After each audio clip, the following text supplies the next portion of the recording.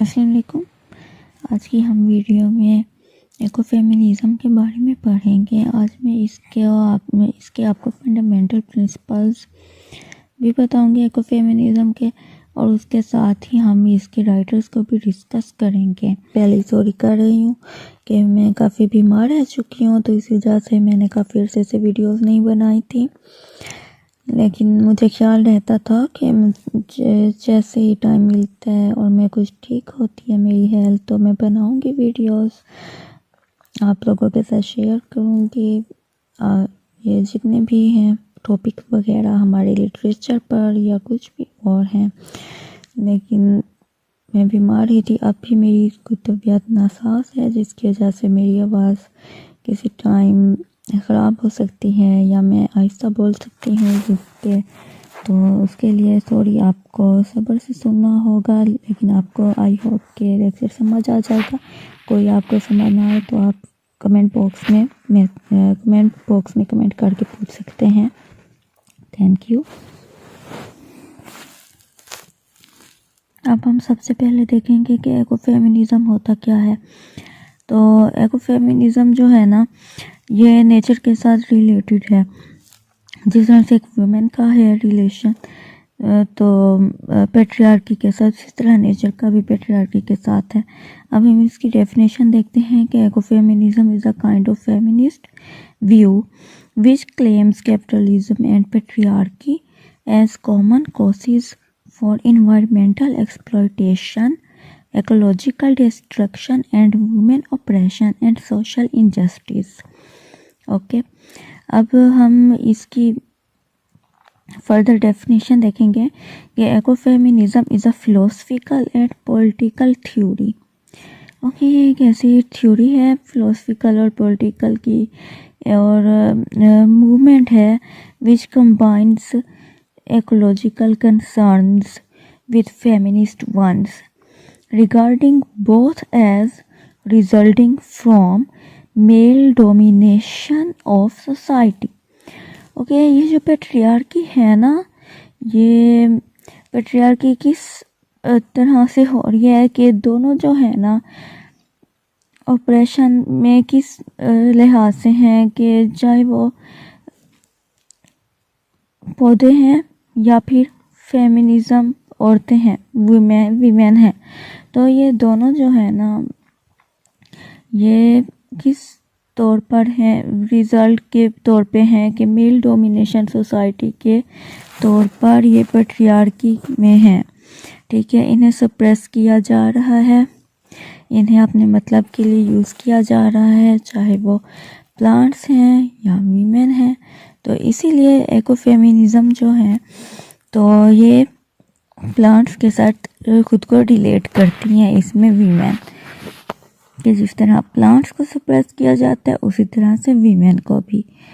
तो दोनों ही male domination society की वजह से पेट्रियार्की सोसाइटी में है। बस इस क्वेश्चन को सिंपल सा करें, सिंपल वर्डिंग में चाहे हो, लेकिन आपने अच्छी तरह से लिखा हुआ हो। कोशिश करें कि ग्रामर मिस्टेक और सेंटेंस की मिस्टेक, टेंस वगैरह की मिस्टेक ना हो, और टू द पॉइंट बात करें। तो अब इसके बाद हम इसकी डेफिनेशन पहले बता लेंगे, उसके बाद बता देंगे कि इसके प्रिंसिपल्स। ओके, तो फंडामेंटल प्रिंसिपल्स ऑफ इकोफेमिनिज्म पर हम आते हैं कि इसके प्रिंसिपल्स क्या हैं। So both the oppression of marginalized groups and the oppression of nature are connected by cause. Okay, ये दोनों जो ग्रुप है ना, एक तो ग्रुप हो गया वीमेन का, दूसरा हो गया प्लांट्स का, ये दोनों ऑप्रेस हो रहे हैं, और ये दोनों जो है ना ग्रुप्स ये कनेक्टेड बाय कॉज हैं। ठीक है, तो जो इसमें पेट्रियार्कल डोमिनेंस है has led to the degradation of nature, land and animals, along with the marginalization of groups including but not limited to women, children and people of color। Connection ये nature का और women का। Okay, तो ये necessary है कि हम इसको बराबर के तौर पर चेंज करें, इंसाफ से चेंज किया जाए इसे। इस इन्वायरमेंट में। तो in order to make a real positive impact in both the cases of environmental degradation, क्योंकि ये डिग्रेड कर रहे हैं ना, डिग्रेडेशन है, and the oppression of marginalized groups. Marginalized group क्या होते हैं? मार्जिनलाइज्ड ग्रुप वही होते हैं ना जिसे डिग्रेड किया जाता है, उनकी वैल्यू कम रखी जाती है। तो वही ग्रुप कौन से हो गए? एक तो ये नेचर हो गई, प्लांट्स हो गए, और दूसरा वीमेन हो गई। इनकी नहीं सुनी जाती ना, तो ना ही इनके एहसास को समझा जाता है, इन्हें एज अ ऑब्जेक्ट के तौर पर इस्तेमाल किया जा रहा है। तो इसीलिए इसमें ये चीज़ बताई है कि ecofeminism says we have to understand their links to patriarchal society. Okay, तो ये इस लिंक को जो इनका प्लांट्स के साथ है ना, तो उससे ये कह रही हैं कि हम अंडरस्टैंड कर सकती हैं इस लिंक को कि पैट्रियार्कल सोसाइटी में किस तरह से रहा जा रहा है। तो feminism must consider ecological concerns and vice versa. Okay, अब हम नेक्स्ट प्रिंसिपल की तरफ आते हैं। नेक्स्ट प्रिंसिपल में ये क्या कह रही हैं? तो the people most affected by environmental destruction must be the ones to lead the movement. Okay, किस तरह से ये डिस्ट्रक्शन कर रहे हैं, और must be the ones to lead the movement. अब नेक्स्ट लाइन में इस मैंने फर्दर डिटेल में बता दिया एक्सप्लेन करके। तो अब देखते हैं इस प्रिंसिपल को। As ecofeminists push for an inclusive care ethic, there is also an emphasis on the importance of having diverse leadership at the forefront of the movement. In particular, the people who are most affected by environmental destruction are the ones who are best equipped to address it. Answer. Okay. And identify the right answer. अब हम इसके चलते हैं further detail की तरफ with the help of writer. Okay, जो feminist हैं, बहुत फेमस फेमिनिस्ट हैं, डॉक्टर वंदना शिवा। हम उनके साथ इकोफेमिनिज्म को डिस्कस करेंगे कि वो इससे किस तरह से बताती हैं और उन्होंने किस तरह से इसमें काम किया, किस तरह से इकोफेमिनिज्म को राइज किया। तो अब ये हम देखेंगे। इससे इकोफेमिनिज्म को समझने में आपको और भी ज़्यादा आसानी होगी। तो डॉक्टर वंदना शिवा थी कौन?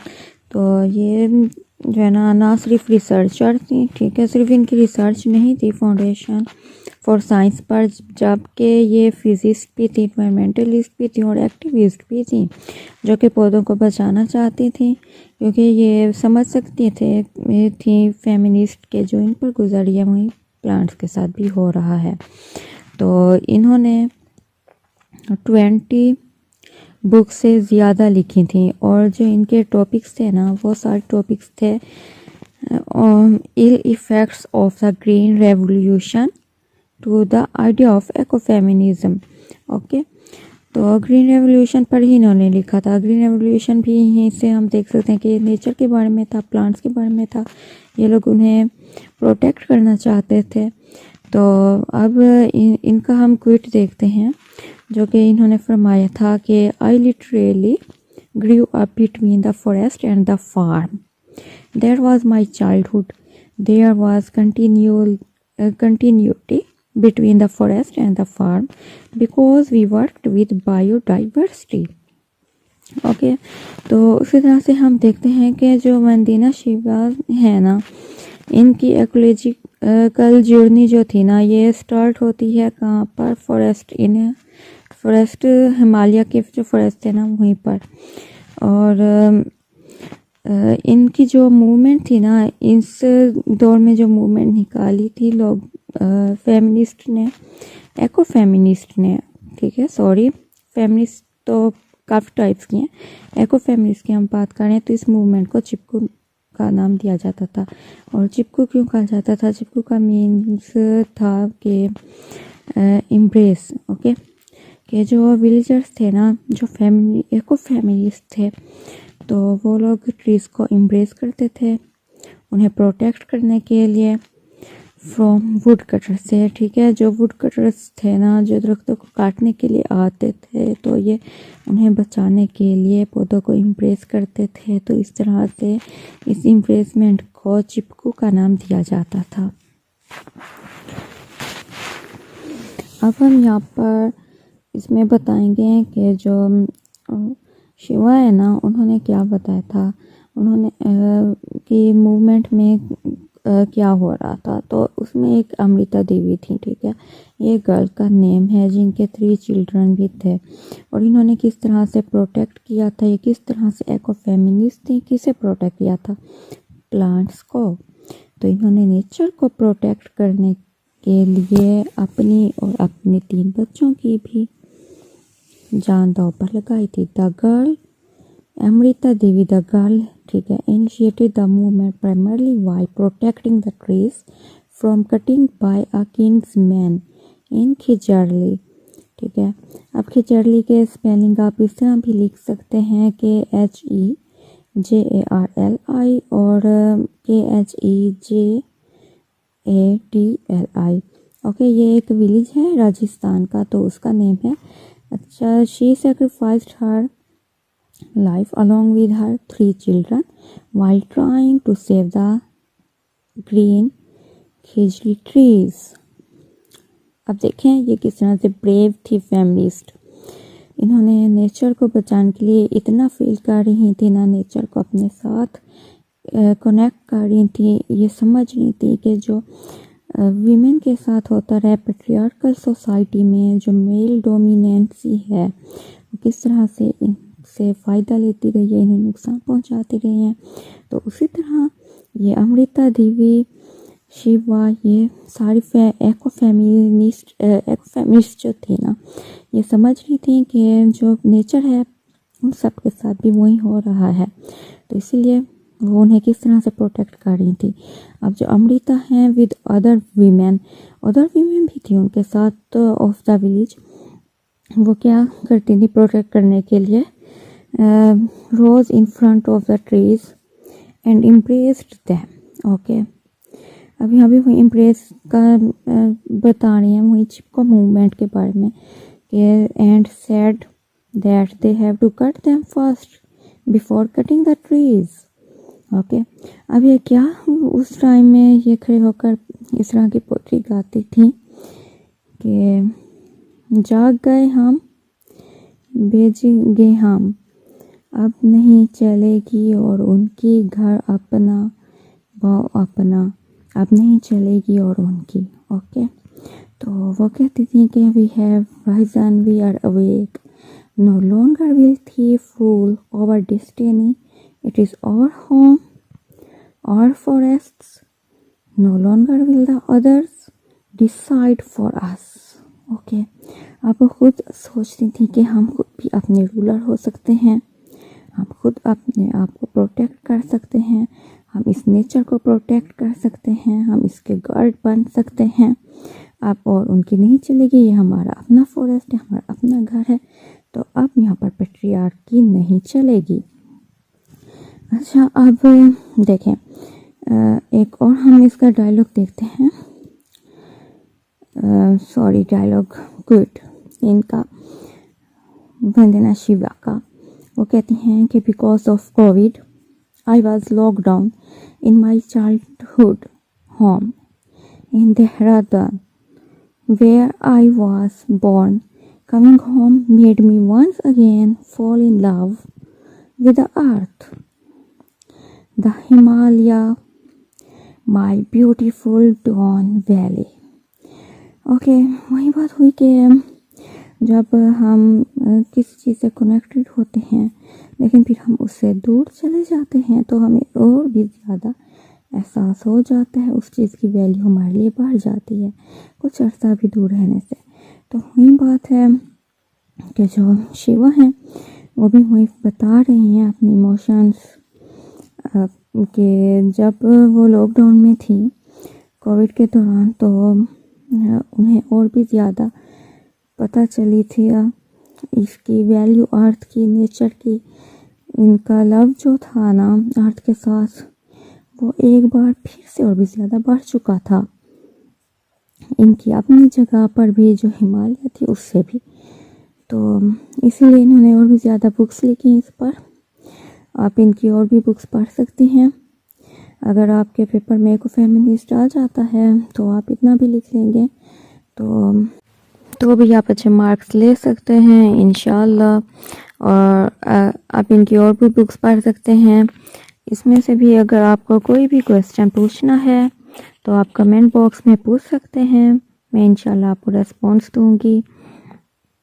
और ये जो नोट्स हैं मैंने आपके साथ शेयर किए हैं, ये बहुत अच्छे नोट्स हैं, आप इनको तैयार कर सकते हैं। अल्लाह हाफिज़, दुआ में याद रखिएगा।